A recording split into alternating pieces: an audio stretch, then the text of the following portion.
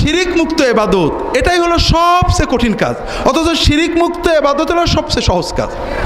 আমরা শিরিক কিভাবে করি আপনাদের গতকাল বলেছি। আমরা বারবার বোঝানোর চেষ্টা করি, আমাদের কলবের ভিতরে নির্ভরতা, ইবাদত, চাওয়া পাওয়ার জায়গায় আল্লাহ ছাড়া কেউ থাকবে না। আর এখানে কেউ ঢুকলেই শিরিক হয়ে যাবে। আর শিরিক হলো দিনদার মানুষদের ধ্বংসের প্রথম পথ। শিরিক থেকে মুক্ত হতে গেলে সুন্নতের ভিতরে থাকতে হবে। যতক্ষণ আপনার নীতি হবে নবী রাসূলুল্লাহ সাল্লাল্লাহু আলাইহি ওয়াসাল্লাম যা করেছেন করব, যা করেননি করব না, যা করেননি করব না, যা করেছেন করব। দুনিয়ায় যে যা করুক কারোর সাথে আমার ঝগড়া নেই, সবাই ভালো সবাই মন্দ যা হয় হোক, আমি আমার নবীজিকে নিয়ে থাকবো। রাসূলুল্লাহ সাল্লাল্লাহু আলাইহি ওয়াসাল্লাম যে কাজ করেছেন তাই করব, যে কাজ করেননি করব না, যে কথা বলেছেন বলবো, যে কথা বলেননি বলবো না, যে বলে বলুক।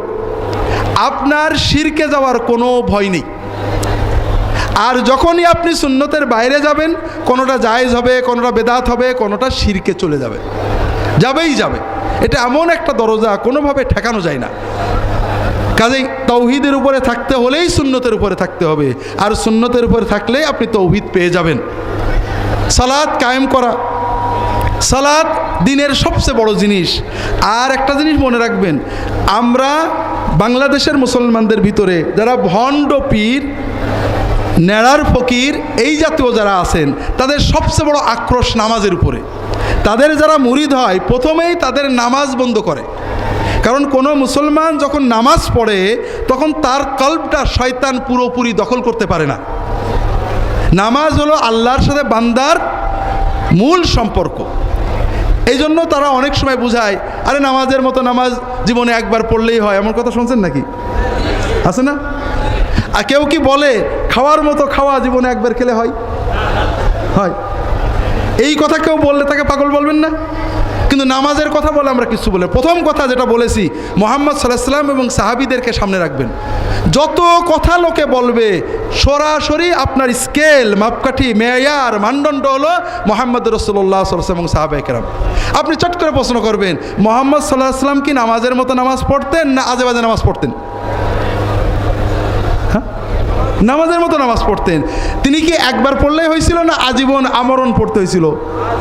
কাজেই কেউ যদি বলে যে মুহাম্মদ সাল্লাল্লাহু আলাইহি ওয়াসাল্লাম আমি বেশি ইমানদার, আমার জীবনে একবার পড়লেই হয়, সে মুসলমান না কাফের? ব্যাস, খুব মানদণ্ড। কেউ বলবে আরে নামাজ পড়বো কি আগে মন ঠিক হোক তারপরে নামাজ পড়বো। আমার কাছে একটা হিন্দু ছেলে আসছে, আপনাদের আখলাকে কেউ, মুসলমানদের আখলাকে কেউ মুসলমান হয় না, তারপরও ইসলামের ভিতরে এমন আলো থাকে। এই যে আল্লাহ যে ব্যবস্থাটা দিয়েছেন ওটা অনেক মানুষকে নিয়ে আসে। যে নামাজ বোধহয় লাস্ট কাজ না, নামাজ হলো ফার্স্ট কাজ। নামাজ না পড়লে মন ঠিক হবে কি করে? ওষুধ না খেলে কি সুস্থ হয়? কেউ যদি বলে আমি এখন রুগী, ওষুধ খাবো না, সুস্থ হয়ে খাবো, তাকে কি পাবনায় নেবেন না? এই তো পিছনে আছে, ঠিক না? তো ভাইরা বেঈমান। কেউ বলে যে মারেফাত হয়ে গেলে আর নামাজ লাগে না, আছে নাকি এরকম? আছে। প্রথম কথা বোঝেন, এই যে মারেফাতের গুরুত্ব দেওয়া, এটা রাসূলুল্লাহ সাল্লাল্লাহু আলাইহি ওয়াসাল্লাম কোরআন এবং হাদিসে নেই। কোরআন এবং হাদিস বলে ইহুদি, খ্রিস্টান, আবু জাহেল তাদেরও পুরো মারেফত ছিল। মারেফত কোনো খায়ের না। এই মারেফত যখন ইমানে যাবে, ইমান এবং এলেমে পরিণত হবে, তখন সেটা কল্যাণ। ইহুদিদের মারেফত ছিল, খ্রিস্টানদের মারেফত ছিল, কাফেরদের মারেফত ছিল, কোনো লাভ হয়নি। মারেফত আছে, মেনে নিচ্ছে না, মারেফতের কোনো দাম নেই। এই জন্য ইসলামে ইমান এবং এলেমের গুরুত্ব দেওয়া হয়েছে। ইমাম আবু হানিফা রাহমাতুল্লাহ আলাইহি বলছেন, মারেফতে আমরা সবাই সমান, মারেফতের পরে ইমান না আসলে কোনো লাভ নেই। মারেফতই সব। এটা ইসলামের একটা বাতিল ফেরকা ছিল, জাহামিয়া বলা হতো। তারা বলতো, আবু হানিফা রাহমাতুল্লাহ আলাইহি লেখছেন, মারেফতই যদি সব হতো তাহলে খ্রিস্টান, ইহুদি, কাফের সবাই জান্নাতে যেত। আমরা বাংলাদেশের মুসলমান সবাই জান্নাতুল বাকি চিনি। জান্নাতুল বাকি চেনেন না? জান্নাতুল বাকি চেনেন তো? আমরা বাংলায় যদি কেউ জান্নাতুল বাকি না বলে বাকি বলে, তাহলে আমরা মনে করি বেয়াদবি হলো। আর রাসূলুল্লাহ সাল্লাল্লাহু আলাইহি ওয়াসাল্লাম, সাহাবীরা সবসময় এই বেয়াদবি করেছেন, অর্থাৎ ওনাদেরটাই ঠিক ছিল। এটার নাম হলো বাকি অথবা বাকি উল গারকাদ।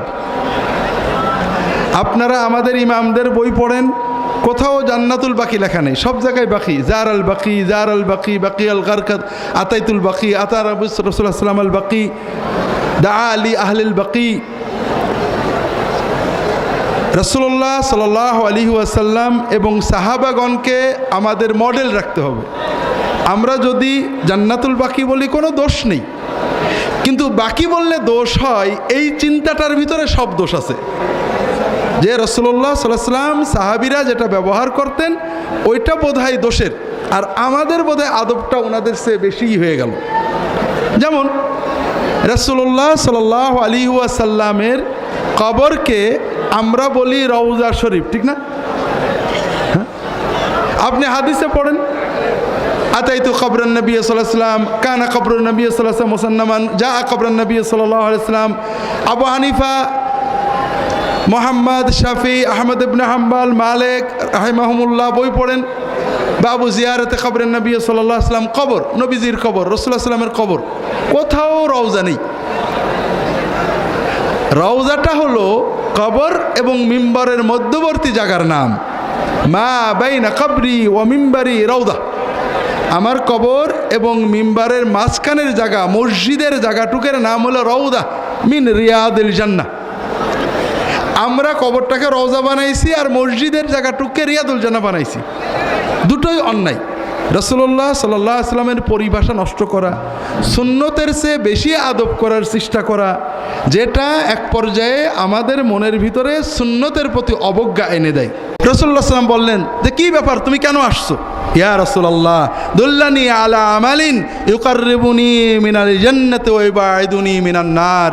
ইয়া রাসূলুল্লাহ আমাকে এমন একটা আমল বলে দেন যে আমলটা করলে আমি জান্নাতের কাছে যেতে থাকবো আর জাহান্নাম থেকে দূরে যেতে থাকবো।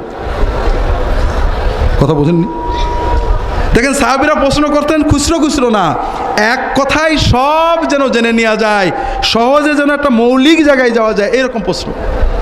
রাসূলুল্লাহ সাল্লাল্লাহু আলাইহি ওয়াসাল্লাম ফারাফা রাসূলুল্লাহ নাযারাহু ইলাস সামাই ওয়া ক্বাল, রাসূলুল্লাহ আসমানের দিকে একটু তাকিয়ে বললেন, ইন কুনতা কাদ আওজাসতাস সুআল ফাকাদ আতওয়ালতাল মাকাল। তোমার প্রশ্নটা সংক্ষেপ কিন্তু কথা অনেক বড়। তা'বুদুল্লাহ ওয়া লা তুশরিকু বিহি শাইয়ান ওয়া তুকিমুস সালাতা ওয়া তাহুজ্জাল বাইতা ওয়া তাসুমা রমাদানা আদ্দিজ যাকাতাল মাফরুদা ওয়া আতিন নাস বিমা তুহিব্বু আন তা'তিয়াহুম বিহি ওয়া মা তাকরুহু লিনাফসিকা ফাদা'in নাস আনহু। শোনো, এক কথায় যে কাজ করলে জান্নাতের দিকে যেতে থাকবে আর জাহান্নাম থেকে দূরে চলে যাবে, সেটা হলো আল্লাহর ইবাদত করবে, আল্লাহর সাথে কাউকে শরীক করবে না, শিরিক মুক্ত ইবাদত করবে আল্লাহর, সালাতটাকে কায়েম রাখবে, যাকাতটা দেবে, রোজা রাখবে, হজ করবে, আর এটা হলো দিনের আরকান, এগুলো করতে হবে। এগুলো ঠিকমতো করলেই তুমি জান্নাতে যেতে পারবে। খুব ভালো করে বোঝেন, আমরা এসব বুঝি না আল্লাহর দিন কত সহজ। আমরা অনেকে বোঝাতে চাই তুমি যতই নামাজ পড়ো, যতই রোজা করো, হজ করো, যাকাত করো, আমাদের এই লাইনে না আসলে কিচ্ছু হবে না। পীর সাহেবের মুরিল্লাহে জান্নাত পাবে না, রাজনীতিতে না গেলে জান্নাত পাবে না, তবলিগে না গেলে জান্নাত পাবে না। আর জান্নাত যেন আল্লাহ আমাদের কাছে বন্দুক রেখে দিয়েছে। আর আল্লাহ রসুল সাল্লাল্লাহু আলাইহি ওয়াসাল্লামের কাছে এসে একজন বলছে, ইয়া রাসূলুল্লাহ আমার কিছু কাজের কথা বলুন যেন আমি জান্নাতে যাই। আর এক হাদিসে নবীজি বললেন 5 ওয়াক্ত ফরজ নামাজ পড়ে, রোজা রাখবে, হজ করবে, যাকাত দেবে, আল্লাহ তোমাকে জান্নাতে নিয়ে যাবে। আল্লাহ রসুল বললেন কেউ যদি জান্নাতি মানুষ দেখতে যায়, ওই লোকটা কি বললো যে আপনি যে 5টা কথা বললেন আমি এইগুলো করবো, এর চেয়ে বেশিও করবো না, কম করবো না। নবীজি বললেন তুমি যদি ঠিক মতো রাখতে পারো তুমি জান্নাতেই যাবা। কথা বোঝেননি? নবীজি বললেন নামাজ পড়লে, রোজা রাখলে, হজ করলে, যাকাত দিলে জান্নাতে যাবে, আর আপনি বলেন না যতই করা হবে না, আমার তরিকে আসা লাগবে। জান্নাত আল্লাহ আপনার কাছে আল্লাহ লিস্ট দিয়ে দিয়েছে নাকি? এই জন্য আমাদের মরহুম হুজুর বলতেন, বাবারা কোথাও যেন ফুরফুরা এসো না, তোমরা কোরআনের মুরিদ হওয়ার মসজিদে যাও, কোরআন পড়েন, হাদিস পড়েন, আলেমদের কাছে যান, মসজিদে যান, নামাজ পড়েন। এটাই হলো জান্নাতের মূল কথা। তুমি নামাজ আল্লাহর ইবাদত করো, শিরিক মুক্ত ইবাদত, এটা হলো সবচেয়ে মূল কথা। শিরিক মুক্ত ইবাদত করে অল্প করো, এটাই তোমার জন্য যথেষ্ট। আর শিরিক জড়িয়ে, বেদাত জড়িয়ে অনেক করো, লাভ হবে না, সবগুলো নিয়ে জঞ্জালে চলে যেতে হবে। সর্বশেষ রাসূলুল্লাহ সাল্লাম একটা মূল নীতি দিলেন, সেটা হলো মানুষের সাথে আচরণ। রাসূলুল্লাহ সাল্লাল্লাহু আলাইহি ওয়াসাল্লাম বললেন, তুমি মানুষ থেকে যেমন আচরণ চাও, তুমি যেটা চাও যে মানুষেরা তোমার সাথে করুক, তুমি তাদের সাথে ঠিক ওই রকম করো। কথা কি বুঝতে পেরেছেন? কথা বোঝেননি? অর্থাৎ তুমি কি চাও? মানুষ তোমাকে সম্মান করুক, তোমার সাথে ভালো ব্যবহার করুক, তোমার ব্যাপারে সন্দেহ না করুক, তোমার কথাটা গ্রহণ করুক। ঠিক তুমি যখন কারোর সাথে আচরণ করবা, চিন্তা করো তুমি যদি ওইখানে হতে আর তোমার সাথে কেউ করতো, তাহলে তুমি কেমন মনে করতে? মানুষ তোমার সাথে যেমন আচরণ করুক তুমি প্রত্যাশা করো, তুমি ঠিক তেমন আচরণ মানুষদের সাথে করো। আর মানুষরা যে আচরণ করলে তোমার কষ্ট লাগে, যে কথা তোমাকে বললে তুমি কষ্ট পাও, যে আচরণ তোমার সাথে করলে তুমি কষ্ট পাও, ওই আচরণ তুমি অন্য কারোর সাথে করো না। কথা বুঝতে পারেননি?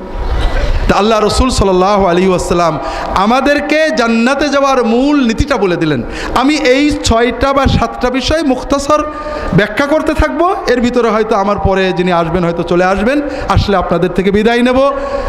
আর আপনারা অনেক লক্ষ লক্ষ মানুষ এসেছেন, আমি গুনাহগার, আল্লাহ তাআলা কিছু কথা বলালেন, আপনাদের দোয়ায় আমাকে স্মরণ রাখবেন যেন আল্লাহ তাআলা আমাকে তার দ্বীনের জন্য, নবীর সুন্নাতের জন্য তৌফিক দেন, সহজ করে দেন।